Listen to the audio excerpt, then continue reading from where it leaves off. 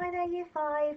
So, for our reading task this week, what we're going to be focusing on is explaining the meaning of words in context. The task that we've got for today is to look at an extract called Robin Hood and Little John. And you can see here, I've just taken a snapshot of it. So you can see some words that are in bold print, and these are really crucial words to our understanding of the text. The main text I'm going to show you, Robin Hood and Little John, is over here, and you can see underneath you've got some questions. These are all based on vocabulary.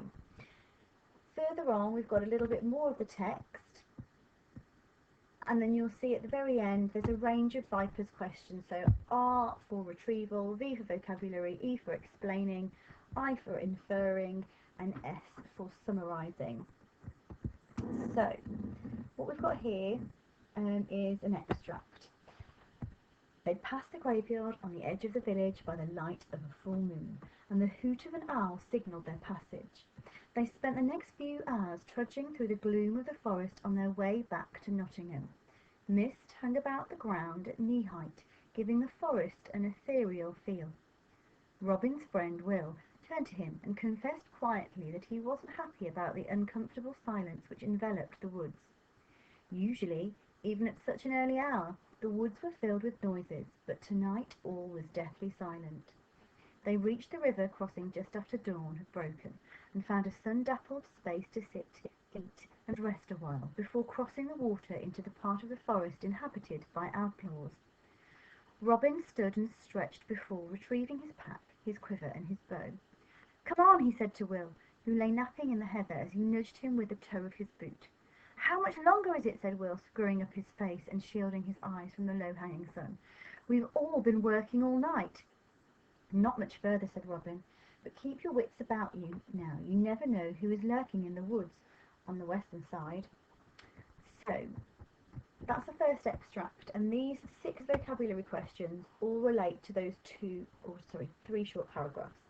The first question asks you simply to use a dictionary to find the word ethereal and to write an explanation of it, a definition of it in your own words.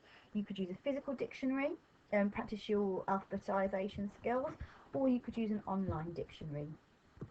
Really important for this question, it says write a definition of it in your own words. Often we get definitions or explanations in dictionaries. They're a bit strange, so you need to try and personalise it so that you develop your understanding of this word, because it's a great one to pinch when we do some writing. Secondly, the second question says, what do you think the word enveloped mean? And I'm going to refer back to that in the text. It says, Robin's friend Will turned to him and confessed quietly that he wasn't happy about the uncomfortable silence which enveloped the woods. So this silence has done something to the woods. There's been an action there that this word enveloped conveys. I want you to look at the word enveloped itself.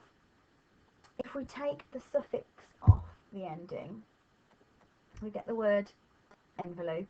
If we add on the original E for a split digraph, envelope. And if you think about what an envelope does, that might help you to try and develop your understanding. What does an envelope do? Okay, so that might help you.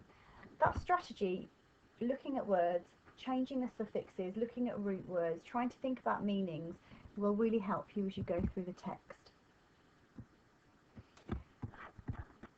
Then we've got a simple question that says, which word in the text tells you that outlaws lived in the forest? And that's a simple pick it out and pop it into a sentence answer.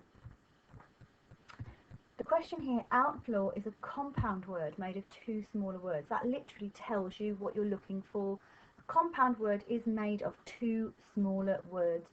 So you need to break down the word outlaw into the 2 smaller words that you can see within it. You haven't got to add any letters, but you can see in this word that you can snip it into 2 separate words. Using this, then you can try and explain what you think the word outlaw means. And the word trudging, what does it tell us about the way that the 2 of them were moving through the forest? If you were to write they were trudging through the forest, we wouldn't get a mark for that. You have to offer a different explanation using your own words. You might describe how fast they were moving, their feelings about moving. You might describe an image in your mind to answer that question. And then in the second paragraph, it uses the phrase lying in wait. That is for you to explain what you think that means, for you to give a definition. It's a phrase that we often hear. So, back to the main text. And we'll focus on the meaning of words in context.